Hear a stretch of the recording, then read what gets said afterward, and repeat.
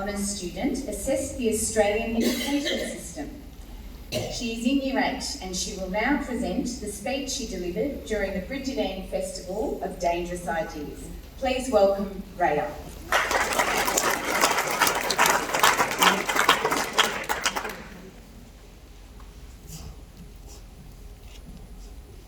In a UNICEF report, out of 41 countries, what do you think Australia was ranked in sustainability and safety?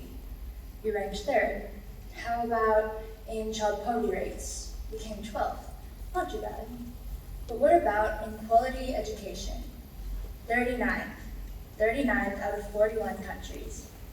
PISA, the Program for International Student Assessment, conducted tests on 500,000 15-year-olds from around the world. The results show that Australian students have been declining in math, science, and reading for the past 16 years.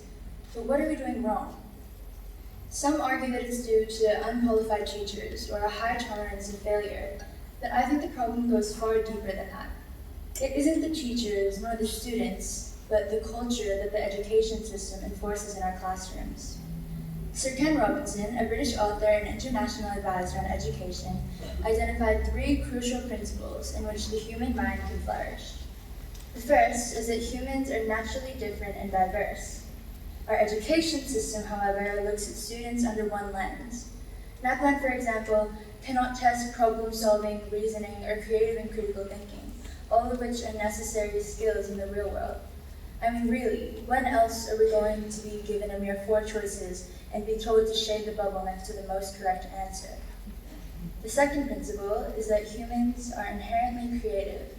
As children, we're constantly teeming with ideas of possible adventures and schemes, but as we grow older, that spark fades. A research study conducted by Professor George Land assessed the creativity of 1,600 5-year-olds. He asked them to look at a problem and come up with an innovative solution. 98% of the children could think of original ideas and achieve genius level, but as they grew older, less and less could think creatively. Professor Land theorized that this is because in school, students are taught to think in a way that constricts the imagination. It encourages learning through adult direction and continuous evaluation, whereas prior to modern schooling, children learn through independent play and exploration. This is because of the third principle. That curiosity makes humans learn without further assistance. Children didn't need to come to school 7 hours a day because we're humans, and humans, believe it or not, have an innate drive to learn.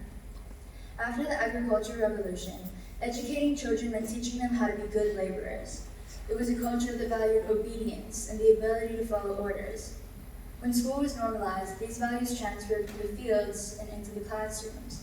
And since then, while our schools have evolved significantly throughout the past centuries, they haven't evolved enough. In the same UNICEF report that Australia was ranked 39th in quality education, Finland was ranked 1st.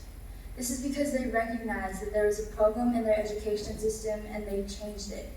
They eliminated standardized testing because they understand that children are diverse and cannot be ranked or compared based on their grades or test marks. Finland enforced a broad curriculum that is balanced between STEM, the arts, humanities, physical education, and more, because the teachers teach what the students want to learn. As the philosopher Plato once said, knowledge that is acquired under compulsion obtains no hold on the mind. If children do not want to learn, they won't learn.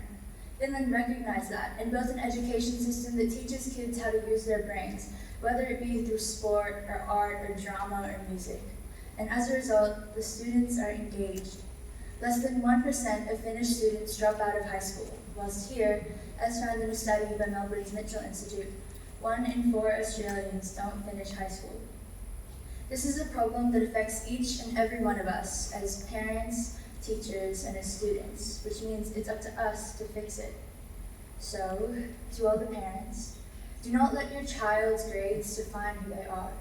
They are a small speck, a tiny insight into what they are capable of. To all the educators, do not let the walls of a classroom or the pages of a book limit your impact on a child's learning. And education is more than just an HR.